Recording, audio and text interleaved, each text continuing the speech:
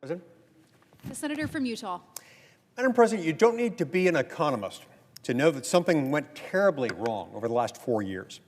Just ask any family paying their utility bills, buying appliances, or filling up their car with gas at the pump.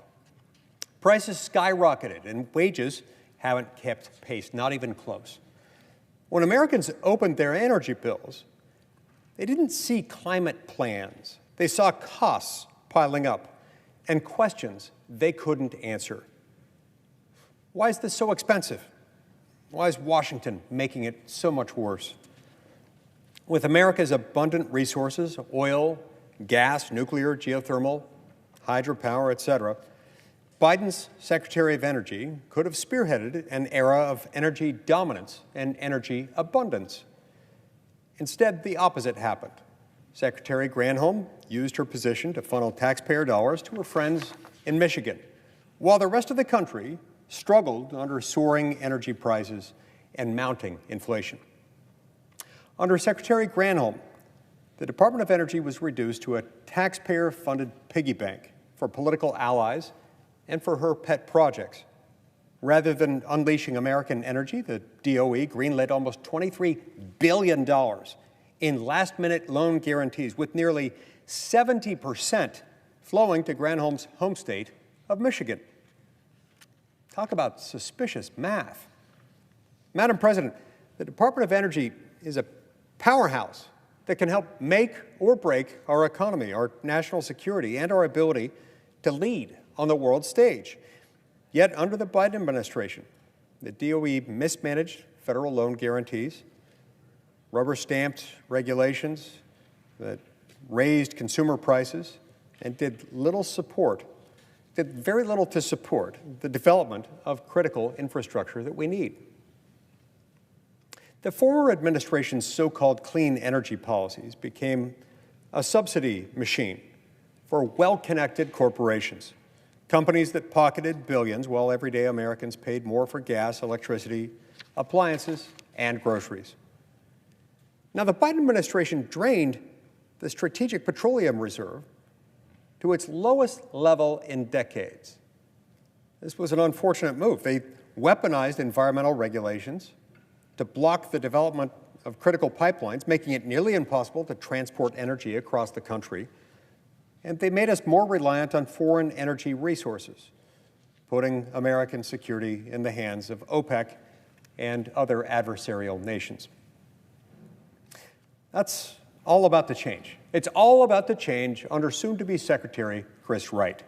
Chris Wright understands that affordable, abundant energy is imperative to our national security. It's what allows families to heat their homes in the winter without going broke. It's what enables businesses to grow, hire, and compete globally. And it's what keeps America secure, independent, and free from the whims of foreign suppliers.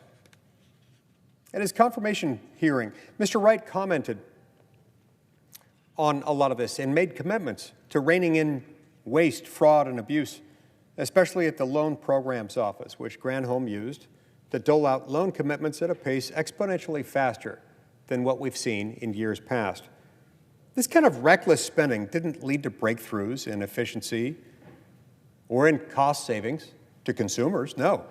Instead, it drove up the national debt and lined the pockets of the well-connected. Chris Wright won't treat the Department of Energy as a slush fund of sorts for political favors. No, his vision is simple. Get the DOE back on track, back to work on prioritizing energy abundance, technological innovation, and exports that strengthen our position on the global stage rather than weakening it. Mr. Wright also promised to renew the DOE's Appliance Standards Program, which has become another example of how the previous administration drove up costs, all under the guise of energy savings. As nearly every American can attest, these regulations on common household appliances like dishwashers, dryers, and stoves, just to name a few, haven't made appliances work better or last longer. They've mostly made things more expensive and work not nearly as well. It's important to remember the extent to which they really have made things more expensive.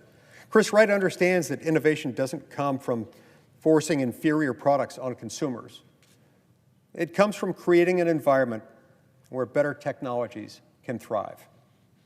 It's telling that even my colleagues across the aisle recognized Mr. Wright's competence, giving him really strong bipartisan support out of committee. Chris Wright deserves that same bipartisan support on the floor today.